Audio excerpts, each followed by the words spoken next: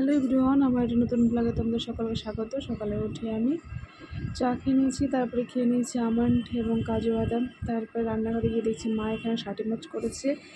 এটা একটা শাক হিসেবে আমি জানি না, এটা রসুন দিয়ে ভেজেছে।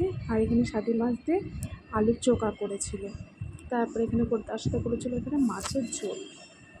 তারপর মা এখানে ঘুগনির জন্য প্রিপারেশন করছিল, এখানে ঘুগনি রান্না করছিল। মায়ের হাতে ঘুগনিটা খুব সুন্দর হয়, বেশ মাংস মাংস টাইপের হয় মায়ের হাতে ঘুগনিটা। তো মা এখানে ঘুগনি করছিল বিকেলে মোগলাই দিয়ে খাওয়ার জন্য। অনেকদিন ধরেই মা বলছিল যে মোগলাই খেতে হবে দিয়ে আর বাড়িতে বানাতে হবে। মা তো বাইরে খাবার খায় না, তো তাই জন্য মায়ের জন্য বাড়িতেই ভাবলাম একদিন মোগলাই বানিয়ে নেওয়া যাক। তো আজই ভাবলাম করে নিই। তো মা এখানে ঘুগনিটা তৈরি করে রাখছিল আর বিকেলবেলা মোগলাই করবো জন্য। তারপর আমি এখানে খেতে বসে গেছি সব কিছু নিয়ে।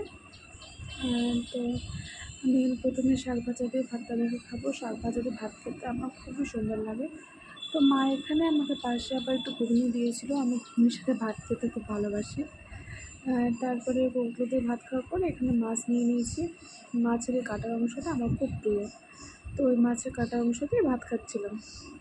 তারপর আমি একটু টক দই খেয়ে নিলাম, এটা আমি প্রতিদিনই খেয়ে থাকি। তারপরে এখানে আমি মাকে একটু হেল্প করে দিয়েছিলাম, ময়দাটা আমি মেখে দিয়েছিলাম। তারপরে মা এখানে লইটা করছিল, কারণ আমার লইটা কখনোই ভালো হয় না। এখানে আটাটা বেলছিল, আমি কখনোই এটা গোল করতে পারি না। আমি এখানে ডিমটা ফেটিয়ে দিচ্ছিলাম।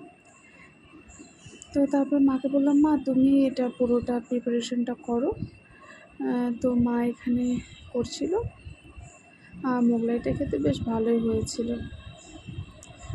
বেশ টেস্টি হয়েছিল মোগলাইটা খেতে। আগে আমি কখনো ট্রাই করিনি বাড়িতে মোগলাই, ফার্স্ট টাইম আমি ট্রাই করলাম, বেশ ভালো হয়েছিল। তার সাথে মা এখানে করেছিল ঘুগনি আর কেটে দিয়েছিল স্যালাড। ঘুগনিটা তো দুর্দান্ত হয়েছিল। তারপর রাত্রে আমি এখানে একটু চাউমিন বানিয়ে নিয়েছিলাম। বরমশাই বললো আর ভাত খেতে মন করছে না, তাহলে চলো অন্য কিছু খাবার বানিয়ে দাও। তো চাউমিন বানিয়ে নিয়েছিলাম। এটা ছিল আজকে সারাদিনের ভিডিও। দেখা হচ্ছে নেক্সট ভিডিওতে। সবাই ভালো থাকবে, টাটা।